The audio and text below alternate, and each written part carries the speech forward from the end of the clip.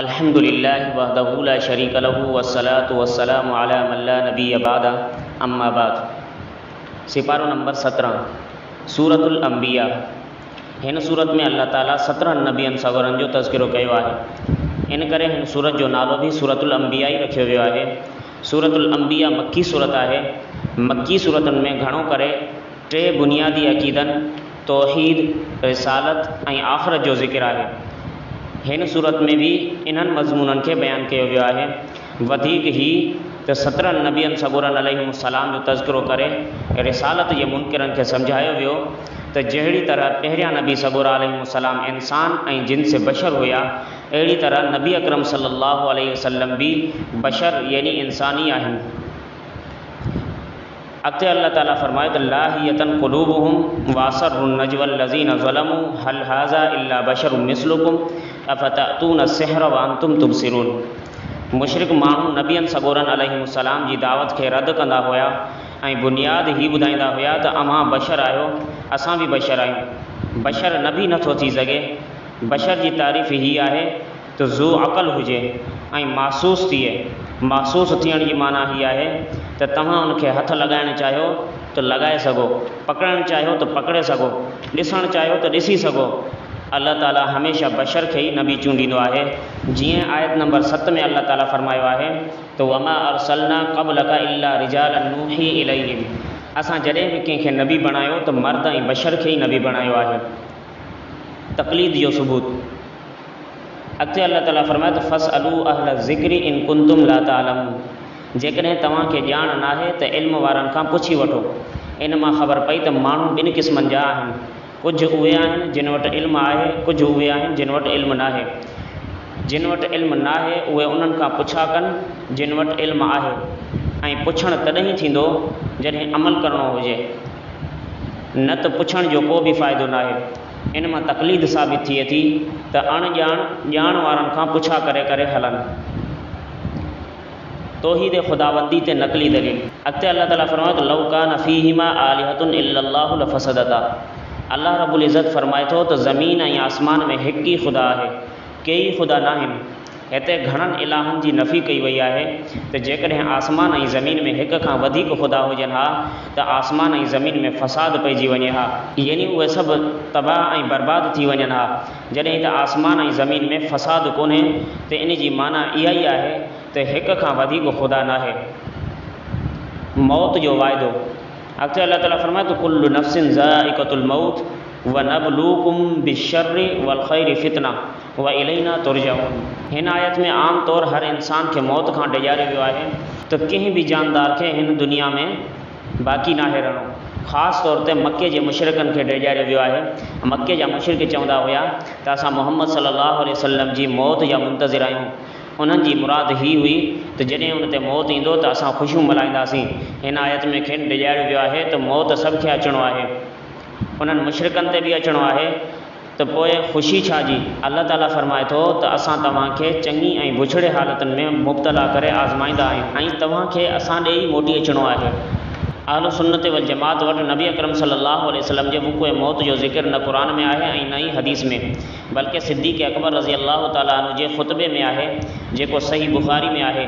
पाण करीम सल्लल्लाहु अलैहि वसल्लम पंहिंजी क़बर मुबारक में ज़िंदा आहिनि। इन करे हिन आयत सां नबी अकरम सल्लल्लाहु अलैहि वसल्लम जे हयात फ़िल क़बर यानी क़बर वारी ज़िंदगी जी नफ़ी नथी थी सघे, छो जो हिन आयत में वक़ूअ मौत जी ख़बर ॾिनी वई आहे, वक़ूअ मौत जो ज़िक्र न आहे। हयात फ़िल क़बर शरई दलाइल सां साबित आहे। हयात फ़िल क़बर जी नफ़ी में हिन आयत खे पेश करण जहालत आहे। अल्लाह ताला असां सभिनी खे सम्झ अता फ़रमाए। अमलनि जो वज़न। अॻिते अल्लाह ताला फरमाए त वनज़उल मवाज़ीनल क़िस्त लियौमिल क़ियामा फ़ला तुज़लमु नफ़्सुन शैया। क़यामत जे ॾिहाड़े इंसाफ़ जो तराज़ू क़ाइमु कयो वेंदो,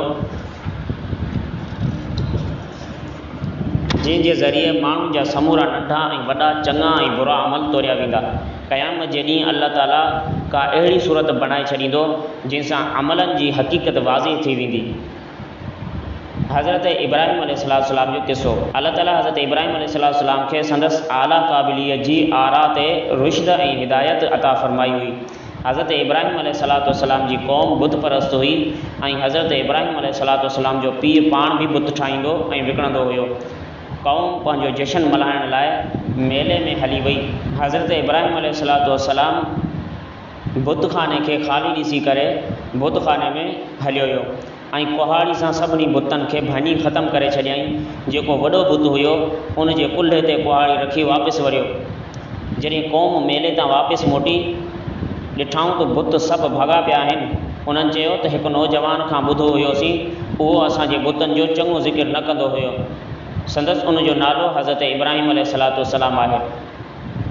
हज़रत इब्राहिम अलैहिस्सलाम का सवाल, क़ालू अअंत फ़अलत हाज़ा बिआलिहतिना या इब्राहिम क़ाल बल फ़अलहु कबीरुहुम हाज़ा फ़स्अलूहुम इन कानू यंतिक़ून। उन्हनि पुछो, ए इब्राहिम, असांजे बुतनि सां हीउ मामिलो तो कयो आहे? उन जवाबु ॾिनो त न, इहा हरकत हिन वॾे सरदार कई आहे। उन्हनि ई बुतनि खां पुछी वठो जेकॾहिं हीउ ॻाल्हाइनि था। उन्हनि चयो, ए इब्राहिम, अवां ॼाणूं था त हीउ ॻाल्हाए बि नथा सघनि, उन्हनि खां छा पुछूं? हज़रत इब्राहिम अलैहिस्सलाम जो इहो चवणु त इहा हरकत हिन वॾे सरदार कई आहे बज़ाहिर दुरुस्त न आहे, छो जो वॾे बुत इहो कमु कोन कयो हो, बल्कि हज़रत इब्राहिम अलैहिस्सलाम उन्हनि खे पाण टोड़ियो हुयो। इन जी बहितरीन तवजीह हीअ आहे त हज़रत इब्राहिम अलैहिस्सलाम जो मक़सदु उन्हनि जे अक़ीदे ते तंज़ करणो हुयो। तव्हां राति ॾींहुं इहा रट हणंदा आहियो त सभु कुझु उहे बुत ई कंदा आहिनि, इहे ई ख़ुदा आहिनि, बिगड़ियल खे ठाहींदा आहिनि, जंहिंखे घुरनि तबाह करे छॾींदा आहिनि, त उन मारियो अथनि, उन खां पुछी वठो। हाणे उहे लाजवाब थी विया ऐं बुतनि जी लाचारी उन्हनि जे अॻियां ज़ाहिर थी पई। हज़रत इब्राहिम अलैहिस्सलाम जी मुराद बि इहा ई हुई। हज़रत दाऊद अलैहिस्सलाम ऐं हज़रत सुलैमान अलैहिस्सलाम जो इख़्तिलाफ़ी राय। व दाऊद व सुलैमान इज़ यहकुमान फ़िल हर्सी इज़ नफ़शत फ़ीही ग़नमुल क़ौमी व कुन्ना लिहुक्मिहिम शाहिदीन। ॿई पीउ पुट अल्लाह जा नबी आहिनि। हिकु हमराह जूं ॿकरियूं ॿिए जो फ़सल खाई वियूं। हज़रत दाऊद अलैहिस्सलाम फरमायो त फ़सल जी क़ीमत जो हिसाबु लॻायो, केतिरी क़ीमत ठहे थी। मालूम थियो त ॿकरियुनि जी बराबरि क़ीमत ठहे थी। पाण फरमायो त उन जूं ॿकरियूं फ़सल वारे खे ॾेई छॾियो। जॾहिं हज़रत सुलैमान अलैहिस्सलाम फरमायो त जंहिंजूं ॿकरियूं आहिनि उहो हिन जे फ़सल में कमु करे ऐं फ़सल वारो ॿकरियूं वठी चारे ऐं ॿकरियुनि जो खीरु पीए। जंहिं वक़्तु ॿकरियुनि फ़सल खाधो हुयो, जॾहिं ॿीहर ओतिरो थी वञे त ॿकरियुनि जे मालिक जे हवाले कयूं वञनि ऐं फ़सल जो मालिक संभाले वठे। हिते नस मौजूदु न हुई, इज्तिहादी मसइले में राय जो इख़्तिलाफ़ थियो।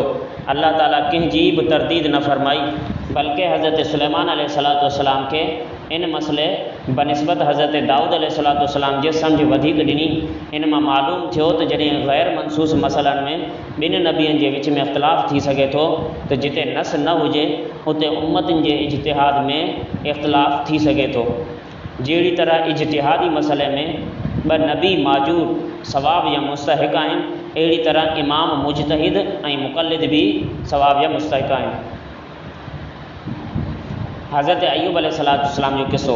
व अय्यूब इज़ नादा रब्बहू अन्नी मसनी अज़्ज़ुर्रु व अंता अरहमुर राहिमीन। हज़रत अय्यूब अलैहिस्सलाम ते अल्लाह ताला जे तरफ़ खां आज़माइश आई। साज़ो सामान, घर बार, आल ऐं औलाद सभु ख़तमु थी विया। पाण बीमारी में मुब्तला थी विया। पाण अलैहिस्सलाम जी घरवारी नेक औरत हुई, संदन ख़िदमत कंदी रही ऐं पोइ हिकु वक़्तु आयो, आज़माइश ख़तमु थी वई। अल्लाह ताला इहो सभु कुझु ॿीहर अता फ़रमायो। अॻिते अल्लाह ताला हज़रत यूनुस अलैहिस्सलाम जो किस्सो बयानु कयो। वज़न्नूनी इज़ ज़हब मुग़ाज़िबन फ़ज़न्न अल्लन नक़दिर अलैहि फ़नादा फ़िज़्ज़ुलुमाति अल्ला इलाहा इल्ला अंत सुब्हानक इन्नी कुन्तु मिनज़ ज़ालिमीन। हज़रत यूनुस अलैहिस्सलाम जी क़ौम शिरक कंदी हुई। पाण खेनि घणो सम्झायो उन्हनि खे, पर उन्हनि न मञियो। पाण अलैहिस्सलाम फरमायो, जेकॾहिं तव्हां न मुणंदो त 3 ॾींहंनि खां पोइ तव्हां ते अज़ाब ईंदो। जॾहिं 3 ॾींहं गुज़रिया, आख़िरी राति आई त हज़रत यूनुस अलैहिस्सलाम ॻोठ खां ॿाहिरि आयो वियो त क़ौम ते अज़ाब अची रहियो आहे। क़ौम पोयां रुनी माफ़ियूं घुरियऊं। नेठि अल्लाह ताला दुआ क़बूल कई ऐं अज़ाब खे ख़तमु फरमाए छॾियो। हज़रत यूनुस अलैहिस्सलाम जो अल्लाह जे हुकुम खां सवाइ पंहिंजे तरफ़ खां ॻोठ खां हलियो वियो। अल्लाह ताला खे इहो वञणु पसंदि न आयो। पाण अलैहिस्सलाम ते आज़माइश आई। पाण अलैहिस्सलाम ॿेड़ी में सवार थिया ऐं पोइ मच्छी ॻीही वई। कुझु ॾींहंनि ताईं मच्छी जे पेट में रहिया ऐं हीअ दुआ घुरंदा रहिया, ला इलाहा इल्ला अंत सुब्हानक इन्नी कुन्तु मिनज़ ज़ालिमीन। अल्लाह ताला दुआ क़बूल कई, दुआ क़बूल थी। अल्लाह ताला जे हुकुम सां मच्छी पाण अलैहिस्सलाम खे ॿाहिरि कपर ते रखी छॾियो। इन क़िस्म जा वाक़िया नबियनि सगोरनि अलैहिस्सलाम जी इस्मत जे बिल्कुलु ख़िलाफ़ु नाहिन हूंदा, छो त नबी सगोरा अलैहिस्सलाम अल्लाह जे तरफ़ खां मासूम हूंदा आहिनि। हिकु ग़लतफ़हमी जो इज़ारो अल्लाह ताला फरमाए त इन्नकुम वमा ताबुदून मिन दूनिल्लाहि हसबु जहन्नम अंतुम लहा वारिदून। हिन आयत में आहे त मुशरिक ऐं जिन जी उहे इबादत कनि था, यानी समूरा बातिल माबूद जहन्नम जो ॿारनि बणिबा। उन सां इहा ग़लतफ़हमी पैदा थी हुई त पोइ हज़रत उज़ैर अलैहिस्सलाम ऐं हज़रत ईसा अलैहिस्सलाम जी माण्हुनि इबादत कई हुई, छा उहे बि जहन्नम में वेंदा? अॻी आयत में अल्लाह ताला फरमाए त इन्नल लज़ीन सबक़त लहुम मिन्नल हुस्ना उलाइका अन्हा मुबादून। इन आयत में इन जो जवाबु मौजूदु आहे त जिन जे बारे में सुठो अंजाम मुक़दर थी चुको आहे उहे हज़रत उज़ैर अलैहिस्सलाम ऐं हज़रत ईसा अलैहिस्सलाम, उहे ॿई ॼणा जहन्नम खां बरी आहिनि। अॻिते अल्लाह ताला फरमाए वमा अरसलनाका इल्ला रहमतल लिल आलमीन। हिन आयत में नबी अकरम सल्लल्लाहु अलैहि वसल्लम जो समूरनि जहाननि जे लाइ रहमत हुजणु ॿुधायो वियो आहे। आलम इंसान, आलम जिन, आलम जमादात, मक़सदु समूरा आलम इन में दाख़िल आहिनि। अॻिते सूरतुल हज जो ज़िक्र आहे। हिन सूरत में हज जे अमलनि ऐं बुनियादी रुकन बयानु कया विया आहिनि। इन करे हिन सूरत जो नालो सूरतुल हज रखियो वियो आहे। शुरू में अल्लाह ताला क़यामत जे होलनाक मंज़र खे बयानु कयो आहे। या अय्युहन नासु तक़ू रब्बकुम इन्न ज़लज़लतस साअति शैउन अज़ीम। क़यामत जे होलनाकी खे बयानु कयो वियो आहे त उहो ख़ौफ़नाक मंज़र हूंदो जो उन ॾींहुं थञ पीआरींदड़ औरत पंहिंजे ॿार खे विसारे वेहंदी ऐं पेट वारी औरत पंहिंजो हमल किराए छॾींदी। माण्हुनि जी हालति अहिड़ी हूंदी जीअं उहे नशे में आहिनि, जॾहिं त उहे नशे में न हूंदा। अल्लाह ताला जो अज़ाब ॾाढो सख़्तु हूंदो, इन करे अल्लाह जे अज़ाब खां डिॼणु घुरिजे। पोइ हिन सिपारे जे आख़िर में अल्लाह ताला उम्मत मुहम्मदिया सल्लल्लाहु अलैहि वसल्लम जी फ़ज़ीलत बयानु कई। लियकून रसूलु शहीदन अलैकुम व तकूनु शुहदाअ अलन नासी फ़अक़ीमुस सलात व आतुज़ ज़कात वअतसिमू बिल्लाह। जॾहिं आख़िरत में नबी सगोरा अलैहिस्सलाम पंहिंजी उम्मतुनि ते शाहिदी ॾींदा त असां उन्हनि खे अहकाम रसाए छॾिया हुआ त उहे उम्मतूं इनकार करे छॾींदियूं। उन महल उम्मत मुहम्मदिया शाहिदी ॾींदी उन्हनि नबियनि सगोरनि अलैहिस्सलाम अहकाम पुॼाए छॾिया हुआ। अहिड़ी तरह उम्मत मुहम्मदी जी फ़ज़ीलत ज़ाहिर थी। हाणे हिन फ़ज़ीलत जो तक़ाज़ो इहो आहे त असां नमाज़ क़ाइमु करियूं, ज़कात अदा करियूं ऐं हर हाल में अल्लाह ताला जे दीन खे मज़बूती सां पकड़ियूं ऐं अल्लाह ताला ते असां मुकमल भरोसो करियूं। अल्लाह ताला खां दुआ आहे अल्लाह ताला असांखे सही सही दीन ते हलण जी तौफ़ीक़ अता फ़रमाए। व आख़िरु दावाना अनिल हम्दुलिल्लाहि रब्बिल आलमीन।